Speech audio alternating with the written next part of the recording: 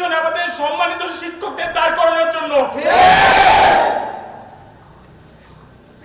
সন্ত্রাসীদের হাতে CCTV footage তুলে দেওয়ার জন্য। আমরা এইসব কারণে এক দফা এসেছি। আমরা চাই আমাদের উপর দমন পীড়নের আর কোনো ব্যবস্থা তারা আর বাদ রাখে নাই। আপনারা জানেন 2022 সালে এরকম আরেকটি ঘটনা সাস্টে ঘটেছিল একই কায়দায়, এবং সেখানেও বহিষ্কার করতে প্রশাসন সাহস করে না।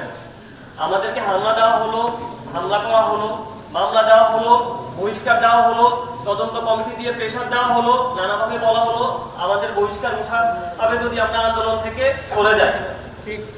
আমরা এখানে যারা দাঁড়িয়েছি, আমরা ইথিক্যালি কোনোভাবেই রং ছিলাম না। আমাদের শুরুতে যেভাবে শুরু হয়েছিল যে ছাত্র দলের সাথে ধাক্কাধাক্কি, তো সেখানে যদি সুষ্ঠু তদন্ত করে কেউ জড়িত থাকে, পরবর্তী প্রশাসন এসে যদি কোনো দোষ খুঁজে পায় আমাদের, আমরা সেই শাস্তি মাথা পেতে নিব। কিন্তু আমাদের সাথে যোগাযোগ না করে, আমাদের সাথে আলোচনা না করে যে তদন্ত কমিটি করা হয়েছিল,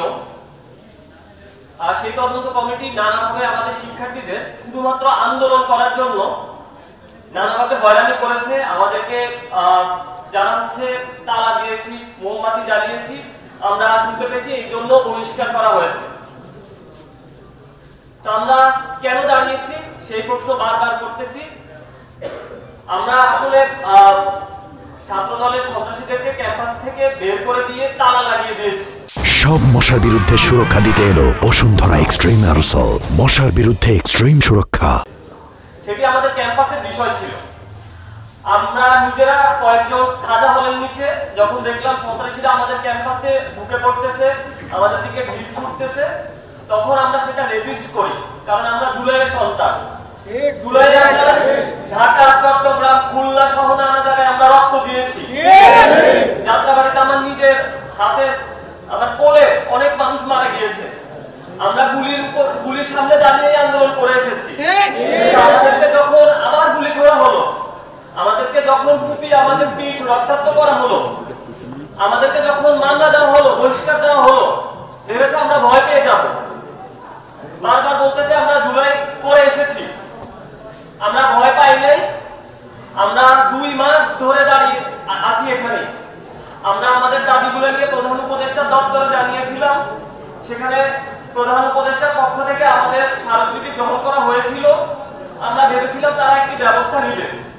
আমরা অপেক্ষা করেছিলাম, ঈদ পর্যন্ত আমরা অপেক্ষা করার পর আমরা ভেবেছিলাম যেহেতু ডিসি স্যার আমাদের শিক্ষক, তিনি আমাদের যে 5 দফা দাবি সেগুলো মেনে নিয়ে অথবা মেনে নেওয়ার প্রক্রিয়া শুরু করে আমাদের এই নিশ্চয়তা যদি দেয়, তাহলে আমরা হয়তো ক্লাস পরীক্ষা ফিরতে রাজি হব।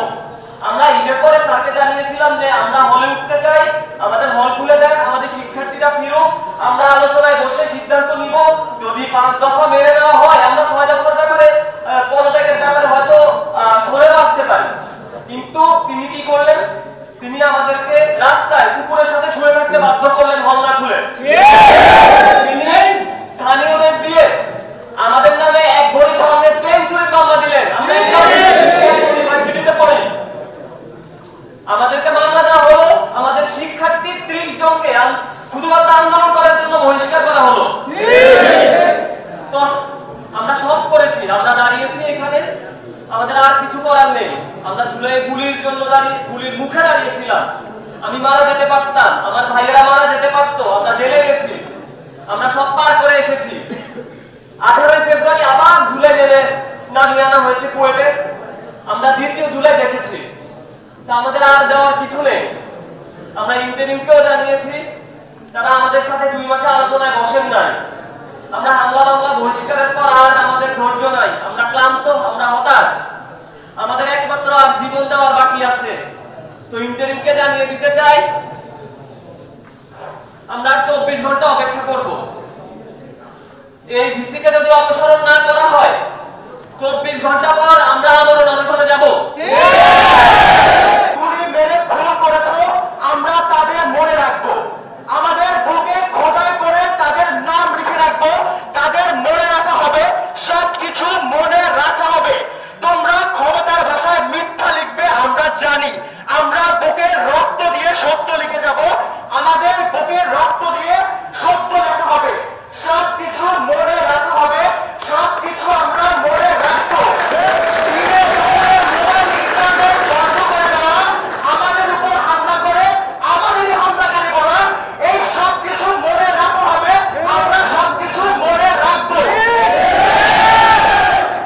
আপনার এই আকাঙ্ক্ষার বাইরে একটা ঘটনা ঘটে গেছে, এখানে দুঃখজনক একটা ঘটনা ঘটে গেছে। কিন্তু আমরা তো চাই না এটা যে এর জন্য ক্যাম্পাস এতদিন আনরেস্ট হয় বা তো আমরা চাই যে আমাদের ম্যাক্সিমাম যে 5টা দাবি ছিল, প্রথম 5টা দাবি সেটা তো মেনে নেওয়া হয়েছে, মোটামুটি মোরালাস মেনে নেওয়া হয়েছে।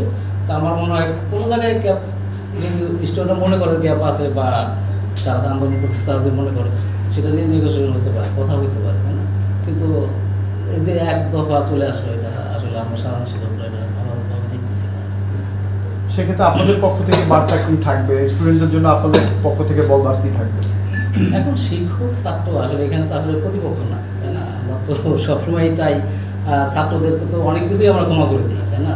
তো এখন এটাও তো সেদিকেও যেতে পারে, দুইটা পক্ষ একেবারে স্ট্রিক্ট অবস্থান থাকলে তো এই প্রতিষ্ঠানের ভবিষ্যৎ ভালো হবে না। তা আমরা সাধারণ ছাত্রদের সাথে যোগাযোগ করতেছি, তাদের অনেক মানে সফট ফিলিংস আছে, তাড়াতাড়ি পরীক্ষা শুরু করা বা ক্লাস, কিন্তু হয়তো কারো মোটিভেশনে বা যারা লিড দিচ্ছে তাদের ভয়ে অনেকেই আগে আসতেছে না।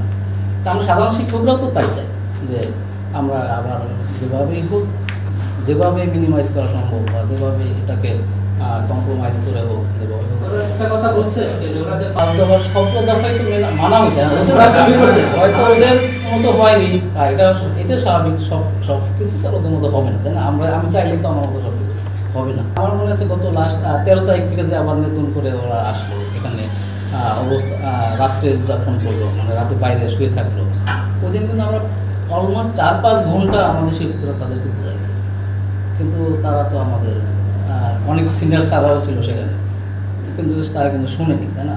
কিন্তু আমরা এখনও আসি, আজকেও আমাদের কথা হয়েছে যে আমাদের সিনিয়র স্যাররা ওদের বোঝাবো যে কীভাবে আমরা এটাকে সলিউশনের দিকে নিয়ে আসা যায়। তো সেটা তো আমরা অলওয়েজ ট্রাই করতেছি। ওই দিন তো আমাদের অনেক স্যাররাও তাদের প্রস্তাব দিছে, তোমরা আমাদের বাসায় গিয়ে ঘুমাও রাতে। শিক্ষকরাও ভূমিকা রাখে সবসময়, এবারেও ভূমিকা রাখার চেষ্টা করা হচ্ছে। ভূমিকা রাখে নাই তাও না, যেগুলো হয়তো মিডিয়াতে ওইভাবে আসছে না, কিন্তু অবশ্যই ভূমিকা রাখা হচ্ছে।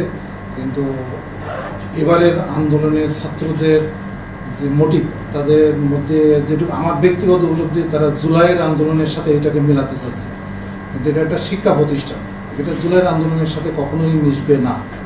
এই মিশানোর কারণেই ছাত্ররা তাদের যে ধারণাটা, সেটা আমরা শিক্ষকরা চেষ্টা করেও পরিবর্তন করতে ব্যর্থ হয়েছি বলবো না, কেননা আজকের যে কর্মসূচি তারা দেশে বা আপনারা দেখছেন, সেখানে কিন্তু এটা প্রমাণ করে না যে এই কজন ছাত্র দিয়ে 5000 স্টুডেন্টের তারা প্রতিনিধিত্ব করছে, সেটা তো অবশ্যই না। কেন এখনও ছাত্ররা এবং ছাত্রদের গার্জেনরা, যেহেতু আমি একজন বিভাগীয় প্রধান, আমার সাথে যোগাযোগ করছে যে তারা অবশ্যই ক্লাসে ফিরতে চায়, সেজন্য একটা সুষ্ঠু পরিবেশ এখানে চায়।